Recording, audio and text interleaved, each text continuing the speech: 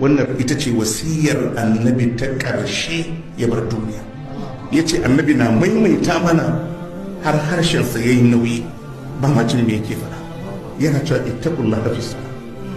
Annabi yana cewa ku ji tsoron Allah akan sallah, ku rike sallah da kyau, ku rike sallah da kyau. Ittaqullaha fi salah. Annabi ya ce ku ji tsoron Allah, ku rike sallah da kyau. Wannan furucin annabi na ƙarshe a duniya, ku ji tsoron Allah. Kafinta kana buga kwano akan kwano a sama in an kira sallah. Annabi ya ce ka ji tsoron Allah ka sauko. Makaniki ya kunce mota yana gyaran mota aka kira sallah. Annabi ya ce ka ji tsoron Allah ka wanke hannunka ka je ka yi sallah. Duk aikin da kake yi kana zaune a ofis aka kira sallah. Annabi ya ce ka ji tsoron Allah ka fito ka zo ka yi sallah. Ittaqullaha fi salah.